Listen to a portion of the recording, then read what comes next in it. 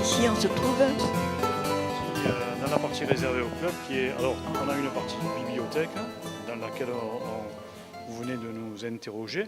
Et là maintenant nous sommes dans la partie bodega, donc qui c'est réservé aux libations, voilà, donc aux nourritures solides et liquides, voilà.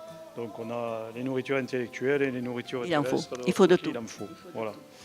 Alors qu'est-ce qu'il y aurait d'intéressant? Il y a de belles têtes de... Alors voilà, vous avez quelques têtes de taureaux. Ce ne sont pas les plus belles, puisque les plus belles, on les a gardées pour le musée. Vous les verrez. Vous avez donc des affiches et des affichettes qui sont des affiches des manifestations de nos arènes anciennes, avec donc des affiches de novillades où il y a eu des toreros, des novilleros biterrois. Comme le papa de Sébastien Casella. Nous avons une photo en habit de novillero, par exemple, ou Raoulet, qui était un novillero des années 50, si je ne me trompe pas, bon, qui n'ont pas percé, mais qui ont fait des belles prestations. Des petites carrières en tant que novillero. J'ai oublié le nom de Claude Naquer, voilà, qui a été un des précurseurs de l'école taurine à Béziers. C'est lui qui s'est occupé au tout début de Sébastien Castella, par exemple. Donc, sans Claude Naquer, peut-être que Sébastien n'existerait pas en tant que matador de taureau. Il ne serait peut-être pas devenu la figura del torero qu'on connaît aujourd'hui. Donc, voilà, tous ces gens ont une place, en tout cas, dans notre cœur, même si c'est une petite place aussi dans les locaux de notre association et dans notre musée. Enfin, on les présente et on pense à eux et on sait expliquer ce qu'ils ont été pour notre ville et pour l'afición biterroise. Des photos de corridas, spectacles taureaux, d'arènes différentes. Et puis, bon, comme vous le faisiez observer, un lieu convivial, en tout cas, comme on aime en avoir, quoi. C'est très agréable. Et c'est que ce soit chaleureux, le plus chaleureux possible. Voilà. Bon, on va peut-être aller au musée. Alors, on se trouve ici. Vous êtes ici devant le bouclier de Brennus de l'Union taurine biterroise. C'est le Taste-Vin d'argent, puisque depuis 1983, l'Union taurine remet à chaque novillero qui taurait pour la feria le 15 août en principe, le meilleur des trois reçoit le Taste-Vin d'argent. Et vous avez donc toute la liste des récipiendaires.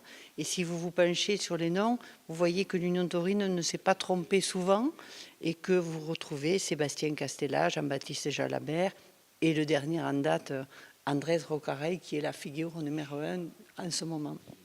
Donc voilà la spécificité, l'Union taurine que nous faisions à l'époque en liaison avec la Chambre d'agriculture, puisque Béziers, c'est le vin aussi. Donc, il nous aidait. Bon, là, un petit peu moins, mais je pense que ça va repartir. Donc ça, l'Union taurine biterroise et le Taste-Vin d'argent, c'est vraiment une spécificité. Une pièce importante. Alors, donc, dans le cadre du musée, on garde aussi une partie pour les expositions temporaires. Donc, c'est pour ça que vous avez notre grande salle qui, pour l'instant, est vide. Voilà, et donc tous les étés, on essaie d'avoir une exposition temporaire, comme son nom l'indique, d'un artiste ou d'artistes différents. Et on va avoir la grande chance cette année d'avoir Lorraine Palatier. Vous avez déjà une de ses réalisations donc, au mur. C'est lui qui avait fait pour Sébastien Castella cette photo spéciale donc, du seul contre 6 qu'il avait fait avec 3+3 donc, au Puerto de San Lorenzo. Donc, Lorraine Palatier est un artiste qui a énormément fait autour de la tauromachie. C'est lui qui fait ses œuvres éphémères donc, de peinture tracées avec une molette tracée de peinture. Okay. C'est un passionné aussi. C'est un passionné.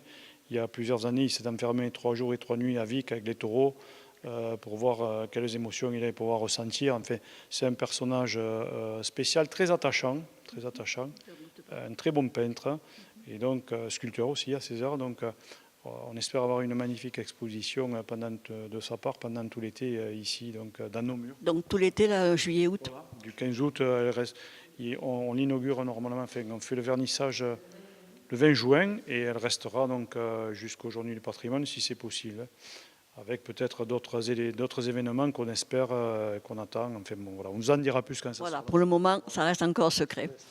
Bien, ben on va monter dans le musée, Voilà. proprement dit. Là, vous vous trouvez dans la partie, j'allais dire, muséographique qui reste à demeure tout le temps, donc présentée et présentable. Et on a essayé, donc, en particulier sous l'égide de Marie-Françoise, donc, de recréer des espaces dédiés. Donc, je vais essayer de vous expliquer au fur et à mesure. Bon, d'abord, le premier, c'est cette capilla en forme donc, de chapelle. Vous savez que les toreros sont, pour la plupart, croyants, certainement pour leur grande majorité superstitieux. Et donc, on a essayé de représenter l'endroit où ils vont se recueillir avant de rentrer dans les arènes. Voilà.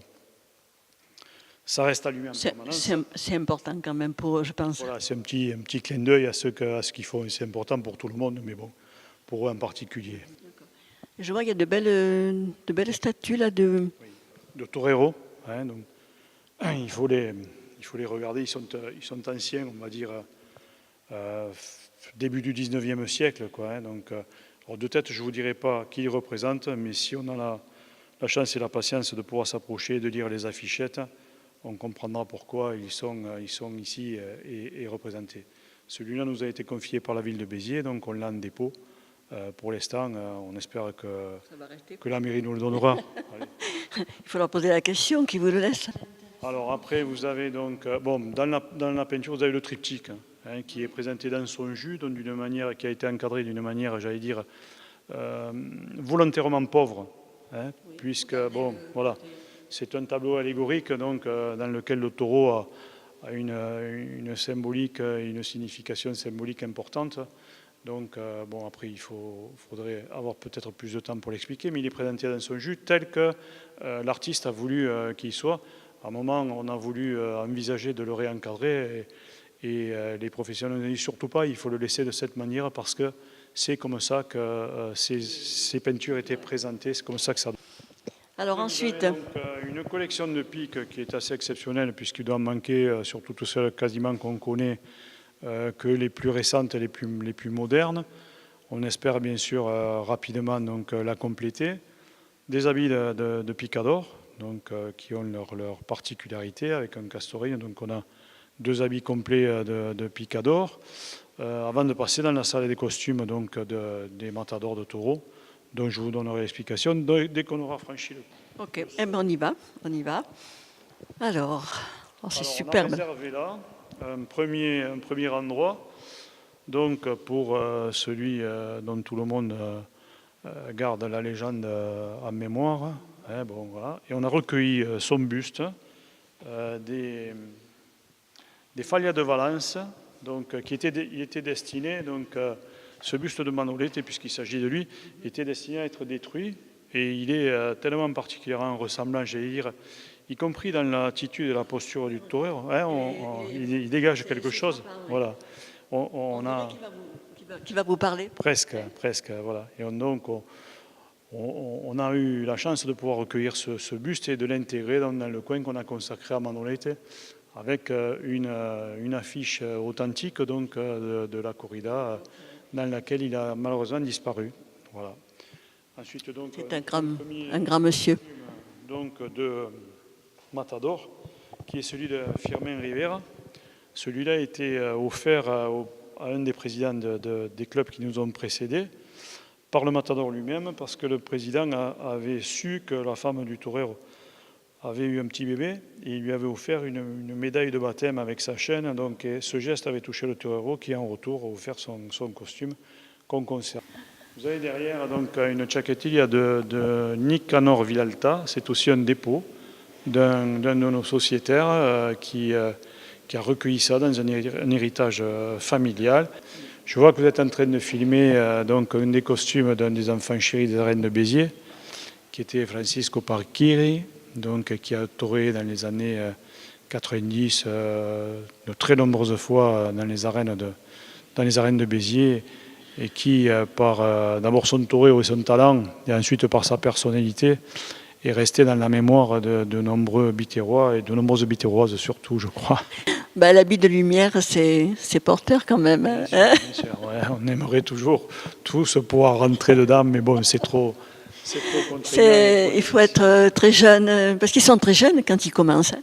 Ouais, ils sont très jeunes quand ils commencent. Il y en a qui conservent, même avec les années, donc le costume de lumière, bon, tel que je pense à Ravecon.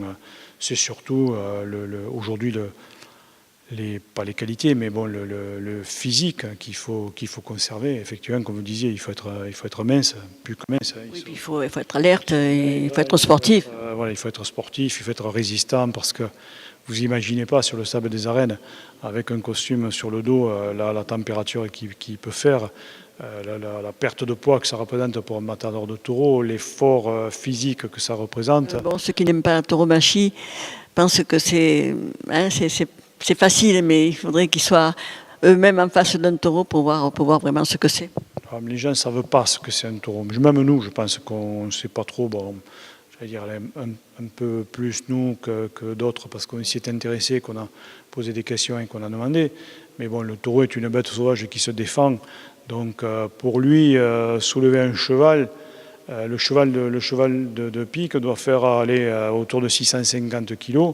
D'un coup de corne et en poussant de son cou, il le soulève, je vais dire, presque sans effort. Donc vous imaginez un torero même de 75 kilos, il ne le sent pas au bout de la corne, quoi, hein. Donc voilà. Donc il n'y a pas de méchanceté, j'allais dire, dans les mouvements du taureau. Il y a juste un mouvement de défense. Et si sur son chemin il trouve quelque chose, bon, il l'embarque, quoi, hein. Donc il faut que les qualités artistiques du torero soient présentes, bien sûr, pour aller voir ce qu'on va voir et ce qu'on recherche. Il faut aussi que les qualités physiques soient présentes, parce qu'ils mettent leur vie en jeu, hein, à chaque instant où ils sont dans les arènes, y compris les subalternes, y compris les gens qui les accompagnent. Parce que j'ai fait l'expérience, moi, hein, donc, quand j'étais jeune, pourtant je courais à cette époque-là assez vite. Moi, j'ai traversé au taureau piscine la moitié des arènes. Le taureau, lui, la vachette même, hein, à l'époque, a traversé la totalité du diamètre des arènes, et je ne suis pas arrivé avant lui à Talanquera. Donc ma mère m'a dit, tu ne retourneras plus. Donc, je suis Ben, ça se comprend, parce que les mamans, quand même, ça peut être un peu difficile de voir un enfant comme ça. Hein. Il faut surtout comprendre, plaisanterie mise à part, que ce n'est pas un métier, hein. Même si eux en parlent comme un métier entre guillemets, c'est une passion qui les conduit à en faire un art, qui les nourrit certes, mais pendant lequel ils mettent leur vie en danger à tous les instants. Mais je pense qu'il y a un très grand respect par rapport au taureau. Non ? Si le matador ne respecte pas le taureau pour ce qu'il est, il n'est pas matador. Il n'est pas matador. Ouais. Il faut d'abord respecter l'animal en tant qu'animal, pour sa force, sa capacité à se déplacer, sa vivacité, son embestida, enfin, voilà, pour se mettre devant, d'abord en avoir le courage, et ensuite pour le tourer, ce qui est une deuxième phase, ou une troisième, ou une cinquième phase, j'en sais rien, peut-être même une septième, qui pour nous, qui sommes aficionados, est quelque chose d'extraordinaire et d'exceptionnel, et pour les gens qui ne connaissent pas, est juste, je pense, incompréhensible. Il faut certainement se plonger dedans et vouloir... chercher vraiment la vraie raison. Oui, en tout cas, chercher à comprendre ce qui se passe pour en saisir l'essence. Et c'est peut-être à partir de là qu'on aime plus les uns tel torero que tel autre. Et comme les peintres, ils ont des périodes, et on les aime un moment, on les aime moins après, on les aime à nouveau. Bon, voilà, pour moi, c'est compliqué, et c'est cette complexité qui fait qu'on y reste et que c'est jamais pareil, quoi, hein. Voilà. Oui, ça doit changer tout le temps. Et une question toute bête qui est personnelle. Quand un taureau est gracié, qu'est-ce qui fait qu'il a été gracié? Par son courage, par sa bravoure? Oui, essentiellement sa bravoure. Alors, il y a un débat aussi aujourd'hui. D'abord, c'est jamais au matador de demander la grâce du taureau, hein. C'est d'abord l'éleveur. D'abord l'éleveur, parce qu'il considère que ce taureau mérite d'être gracié, parce qu'il doit devenir le fondateur d'une lignée, hein, en quelque sorte, et d'abord par son courage, sa bravoure. Vous avez filmé un costume, le costume corail, donc, de Sébastien Castella, on n'en a pas parlé, ou très peu encore, bon, qui est aussi bien sûr le premier, le plus grand de tous les toreros, biterrois, parce qu'on n'en a pas 50, mais on en a quand même 3 toreros d'alternative aujourd'hui. Mais lui, oui, c'est beaucoup de villes taurines n'en ont pas autant. Et lui, c'est bon, voilà, il est sur un nuage, Sébastien Cassella, il est sur le nuage sur lequel on le met à Béziers, parce que bon, d'abord c'est l'enfant du pays. Il trouve que Béziers n'aime pas assez, mais bon, nous, chaque fois que j'ai l'occasion, je le lui dis, il faut qu'il sache qu'on l'aime, même si ça ne se passe pas toujours comme il voudrait à Béziers avec son afición, mais bon, quoi qu'il arrive, on l'aimera toujours, voilà.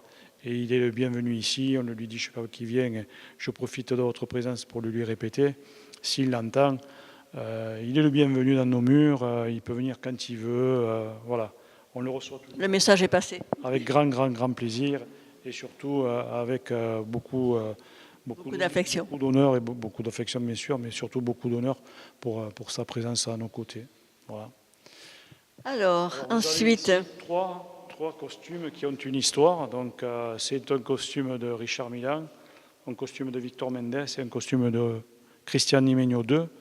Donc, ce sont les 3 matadors qui étaient présents à cette Miurada fantastique de 83. Alors, ce ne sont pas les costumes qui portaient pendant cette corrida, mais on a souhaité faire un petit clin d'œil à cette corrida qui est une corrida d'anthologie dont tous les Biterrois se souviennent et toute l'afición se souvient. Parce qu'ils n'ont jamais été tous les 3 présents dans les arènes à cette corrida au même moment. Il y en a toujours un des 3 qui a été blessé. Et c'est une corrida qui a marqué, j'allais dire, une des renaissances de la légende de Miura, en particulier peut-être la naissance de la légende de Miura à Béziers. Et cette corrida fait juste partie du mythe des taureaux de Miura et de la qualité et du grand courage de ces 3 magnifiques toreros. Donc, Richard, il était là encore pour le spectacle de Christian Coll. Victor est venu pour les 120 ans de l'UTB, il y a 2 ans. Et Cristian Nimeño, malheureusement, c'est son frère qu'on a reçu à plusieurs reprises, puisque lui est au paradis des toreros. Ah, salle très, très feutrée. Cette salle que nous avons appelée donc, la salle Michel Rousier. Donc, vous avez, en partant quand on rentre donc par la gauche, les planches qui sont numérotées, donc, alors je ne vais pas vous dire de bêtises, mais de 1 à 33, donc 33 planches qu'avait choisi le maître espagnol pour représenter ce qui pour lui a été l'évolution de la corrida, du départ du combat des cavaliers avec des lances sur les taureaux, puis voilà, le piéton qui descend, Alphonse XIII, etc., qui a empêché ces nobles de se faire tuer par les taureaux, pour arriver jusqu'à la corrida moderne où on a cette planche qui est particulièrement symbolique, où on voit un piéton espagnol dans un costume donc dit goyesque, hein, mais c'était le costume qu'il portait tous les jours, en train de mettre à mort un taureau qui a été combattu auparavant à cheval, et qui est, j'allais dire, l'archétype de l'estocade moderne aujourd'hui. Et vous avez après 6 planches supplémentaires, donc de 7 planches supplémentaires, qui avaient été donc rejetées par le maître. Moi, je pense que parce qu'il les trouvait trop sombres, parce que quand on regarde la facture des autres, elle est plus claire que celle-là. Donc, je suppose, mais c'est que mon avis, hein, qu'il les avait retirées du livre. Ils n'étaient pas présentés. On a eu la chance, nous, de recueillir, donc, dans les legs qui nous ont été faits au fur et à mesure, la totalité de ces planches et de pouvoir les présenter dans leur intégralité. Et on a agrémenté notre salle avec un costume que Sébastien Castella a donné et qui est recueilli par le musée et qui est un costume goyesque. Donc, les corridas goyesques étant des corridas qui se déroulent de la même façon que les autres, mais dans un accoutrement différent, plus léger, plus alluré, voilà. Et donc ces corridas pendant lesquelles les toreros font des démonstrations artistiques plus importantes que dans une corrida formelle traditionnelle. Et en sortant de cette salle, donc, Marie-Françoise vous a parlé tout à l'heure donc des pièces qui avaient été donc répertoriées par la DRAC, et vous y verrez donc un costume du torero Mazzantini. Alors son costume dans son intégralité, les chaussures, les zapatillas, son capote de paseo. Ces pièces ont été donc répertoriées par la DRAC. Bon, accessoirement une collection d'épées aussi, mais on peut dire que... Alors, ce sont des épées anciennes qui, pour nous, représentent simplement, j'allais dire, des épées, hein, ce qu'on appelle donc des épées de mort, mais qui attirent immédiatement le regard des matadors de taureaux qui peuvent venir ici. La première chose qu'ils regardent, quand ils montent, ils se précipitent vers cette vitrine. Ça leur parle? Ça leur parle. Ça leur beaucoup plus qu'à nous, parce que eux sont plus fabriqués de cette manière. Donc, on a aussi des épées modernes, et elles ont des formes qui sont particulières. Bon, je ne vais pas vous faire un cours, mais celle de droite est incurvée pour aller vers le cœur du taureau, parce que bon, le but de la manœuvre, quand même, dans la mise à mort du taureau, c'est que la bête souffre, j'allais dire, le moins possible. Hein, donc, voilà. Bien sûr. Bon. On termine peut-être Alors, par le lieu dans lequel nous nous trouvons. Je vais laisser d'ailleurs le soin à Marie-Françoise de vous expliquer, de vous donner les quelques explications historiques donc, du lieu dans lequel donc, notre musée a installé ses pièces, qui est une chapelle dominicaine.